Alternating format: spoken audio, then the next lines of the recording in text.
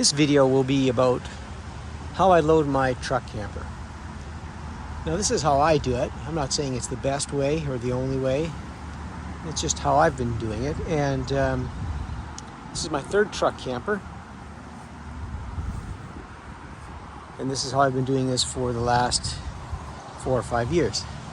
This camper is an Arctic Fox 1150, so it's one of the biggest ones, or it is the biggest one Arctic Fox makes. And my truck is an F450 dually long bed. However, any long bed truck or short bed truck for that matter is going to have pretty much the same box dimensions as this truck. First thing you have to do, of course, is remove your tailgate. On this particular truck, you need to go underneath first and disconnect the wiring plugs. And most new trucks are like that because they have all these cameras. I've got my torque lift tie downs already slid back in place. I was using the truck for something else, so they were all been removed for a few months. You might notice this piece of tape here on the rubber bed mat I have. I put a piece of tape right in the middle here years ago. And I also have a piece of tape on the bottom of the camper here. This really helps me align it when I'm backing up and this thing's in the air. I might have to wait for a bit because it's getting fairly windy here. I don't like this thing wobbling around on its legs when the wind is really gusting. As far as bed prep go, I just swipe it out and make sure there's no debris in it. I use a rubber bed mat liner, a DZ one. You can see the goop from the camper has dripped off over the years, or from the first camper I had actually. Some people put a 3/4 inch piece of plywood underneath. I've thought about that because I currently have a 3/4 inch piece of plywood underneath that camper right now. I have read some people are getting dents in their beds from these campers, but being this is my third camper now and I trucked it all over the place last summer, I don't have any dents or damage or anything, so I think I'm doing it right. I'm going to lift this camper in the air and back this truck up underneath, and I'll show you how I do this. Okay, time to lift this thing up in the air. First thing I need to do is pull these pallets out. I've already got it lifted a few inches. Always lift your truck camper with the front higher than the back. Not a huge amount. I find an inch, inch and a half, 2 inches is fine. You'll always want it higher on the front. That's what Northwood recommends for these campers. I'm sure they're all the same. My Bigfoot was the same. Be mindful when you're lifting your camper that all 4 jacks don't work at the same speed. So if you're using the similar controller to what I have here, where you have one button that lifts all of them at the same time, they don't always work all at the same speed. They should. These ones are pretty consistent, but some don't. In order for me to bring it up front higher, I just press the 2 lift buttons on the top at the same time and lift it up that way. You always want it a little nose high. I'm gonna have to pull this wood out now. I also don't recommend, if you're out in the open like this, if it's really windy, wait till it calms down. Because when these things start wiggling around on these legs, it gets a little sketchy. This one's very heavy, so it doesn't move as much as my Bigfoot did in the wind. These rubber bumpers you see on the front of the camper here are supposed to go against the front of the bed of the truck. Now, I don't usually position mine like that, and you're supposed to keep them tight. I try and get them as tight as I can. I've never had a problem with a dent in my truck yet, though. You can always walk the camper forward and backward and side to side once it's sitting in the truck, and I'll explain how to do that. But right now I'm gonna get this wood out of here so I can get to work loading this thing. Okay, I've got my support out from underneath. I am just making sure all these jacks are kind of at the same height, and they are. And I'm going to start lifting this camper, and I'm going to back the truck up underneath it.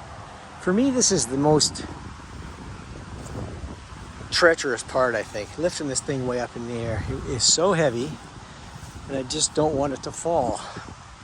It never has yet, and each time I lift it up, I'm amazed these legs hold such a massive thing in the air.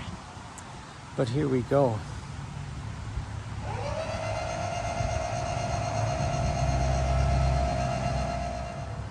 When I'm doing this, I lift for a bit, and I walk around and I look at each leg. I am very cautious.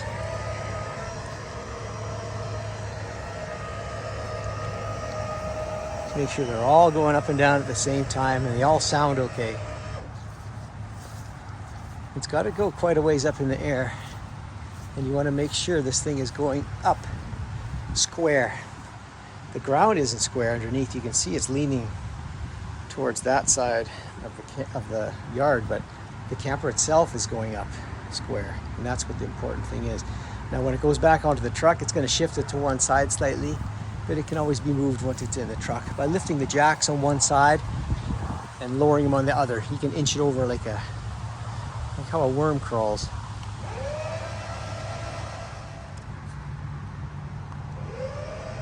Okay, I think it's time to back the truck up right now.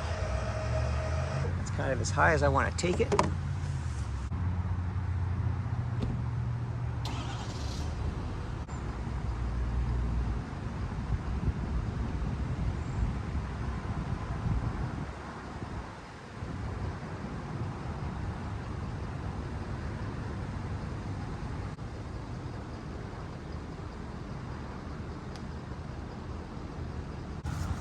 I get out of the truck a lot and I look at the sides to see if it's square, see if it's going back straight. Get out of your truck and look as many times as you feel comfortable. You don't need to risk, when by yourself like I am, getting it perfect the first time. I can see right now I'm going to have to go a little bit to the driver's side, square this thing up a bit. And if it takes you more than one attempt, it doesn't matter. As long as you get this thing on safely without any damage. That's the key point here. Take your time and do it slow and do it safe. I walk under here freely once the truck's bed is beyond that, because I'm confident that if that thing falls on the end of the truck, it won't crush me. Okay, the truck is backed up. You can see there's tons of clearance here. I probably got the camper a little bit high. It doesn't take long to get into this position. It's the rest of it that takes time.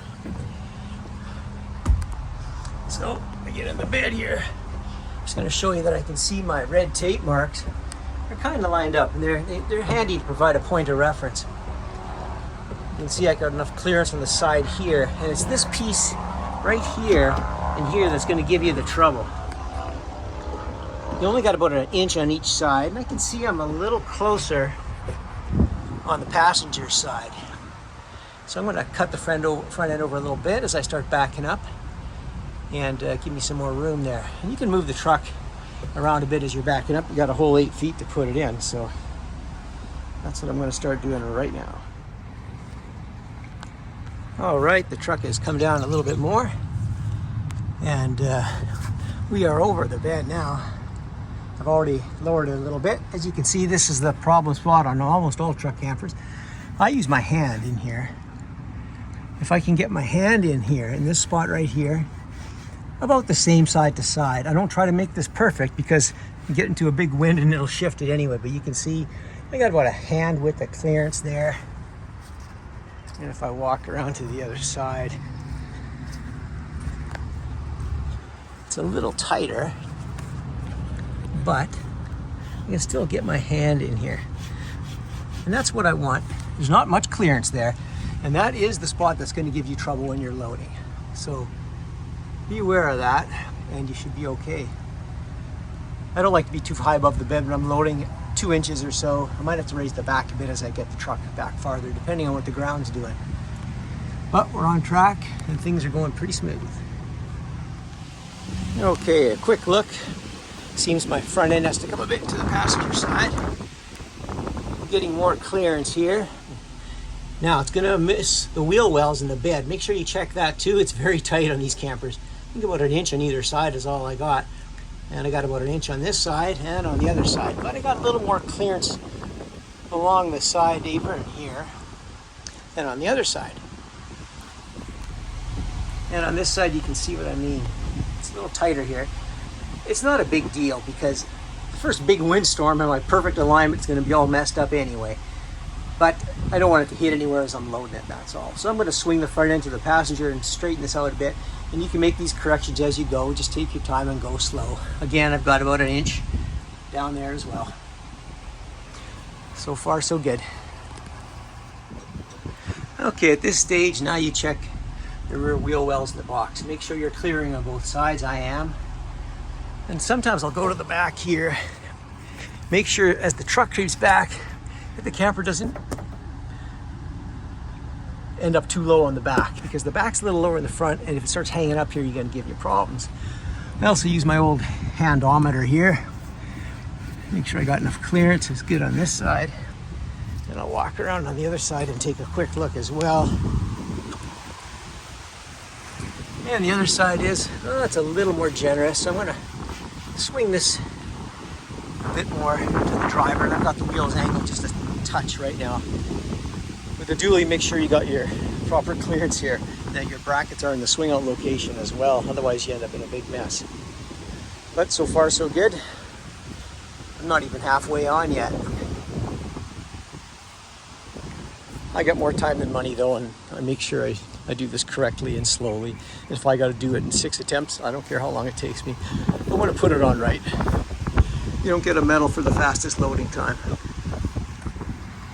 Okay, pretty close to all the way in now. Make sure you keep checking your clearances. You got enough clearance on each side of the box. The camper's high enough. I've been in and out of the truck a few times, checking as I'm going. I don't use my backup cameras or anything. I just do it by backing up a bit and checking it. I find that's the safest way. Make sure your clearance under here is still good. Then you're clearing the box sides down the side. It's easier with 2 people, I have to admit that. With 1 person, there's a lot more crawling around and checking, but there's only me around tonight, so you can see there's not a lot of clearance. Inch or so on each side, and that's about it. Some people shove wood down the sides there to keep the camper centered, but I just let it float around in the bed. I've never had a problem with it being grossly misaligned. First big windstorm from the right or the left, and it's misaligned anyway. The next windstorm from the other direction pushes it back the other way. Okay, as we come back, you're gonna watch you don't bash your taillights against the sail panel at the back here.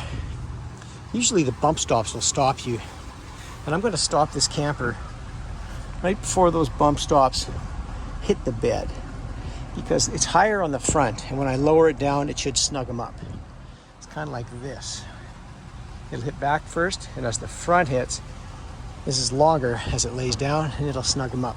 And you can see the camper is higher on the front than the back. Probably about, it looks higher than it is because the ground's slope, but it's probably about 2 inches. And as I said, because this ground goes up here on the yard, I've checked my clearance in the back here a few times now. Make sure that it's okay. All right, a little bit more now. Okay, I think that might be it as far as backing the truck up goes. I have no more room to crawl in and check actually, but you can see those bump stops are just shy of the front of the bed.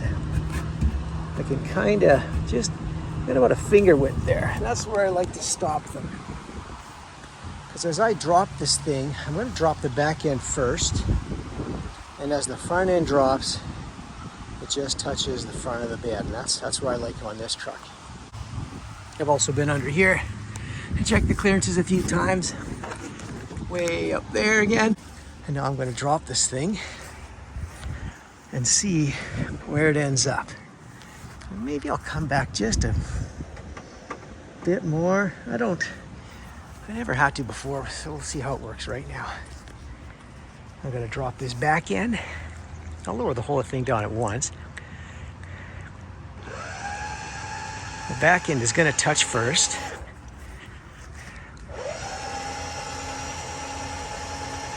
This poor truck is going to have 5,000 pounds squishing down on it. Okay, the back end's down, and now the front end is dropping.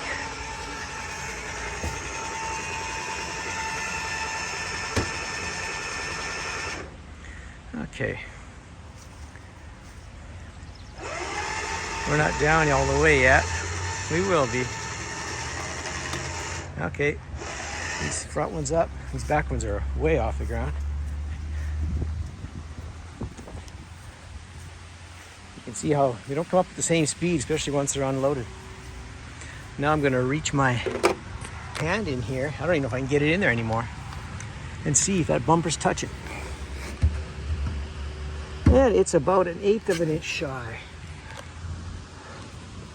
So now the dilemma is, Do I care? I don't know.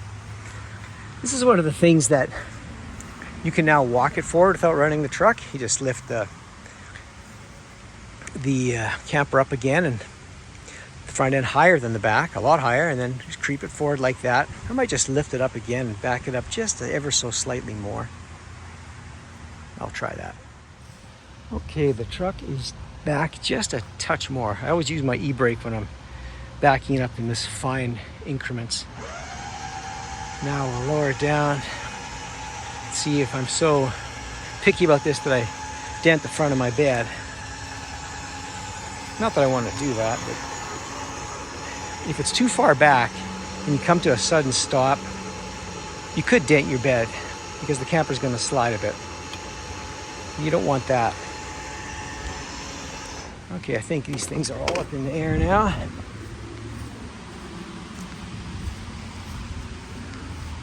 And I'll just check this here. Can't put the camera in there now. Oh, I can't even get my arm in there now. It's so tight. Oh, that's interesting. I guess it is tight now. Maybe I will stick the camera in there because that might be the only way I'm going to be able to see this. And the camera see. I don't mind that position. And that'll be that. It is loaded. I've got a few things to do yet tonight. I'm going to have to raise these jacks up, of course, and put my fast guns on. So I'll get to that right now. So it was done safely. Took a little bit of time, a little bit in and out of the truck, but no damage. That's the important thing. No damage. Some of you may have already realized I made a pretty critical error here. Here it is laying on the ground. That's the cord that goes from the camper plug in the bed on this particular truck to the front here. Now, at first you might think, oh no, I got to remove the camper. No, you don't have to remove the camper. I'm just going to lift it back up in the air and show you how to put this on after you've loaded your camper. Not a big deal, not a time to panic. On this particular truck, you got two options. You can plug it into this one in the back of the bumper, which I leave for a trailer, which I pull sometimes with the camper on. Or you can use the one that's here in the bed. And that's the one I'm going to use. I'm just going to plug it into there, drape it across the top of the bedside and to the front of the camper, making sure it's not pinched in between. And when you're loading your camper, make sure it's draped over the side. You don't want it underneath the bottom of your camper in the bed, or you'll cut the cable. So I'll get that done right now. Can't believe I forgot that. This isn't the first time. And for the jacks, I raise my jacks one side at a time. So I like to be on the side that I'm raising, so I can watch them. There's no need to raise these jacks up to the point that they start clattering against the clutch inside. That's just really hard on the jack. What I usually do is I'll raise them up to a point. I can see how far it'll go down at the line at the bottom. I'll raise it up to about, right about here. No need to go against the jack till it goes clack, clack, clack, clack, clack. That's just hard on it.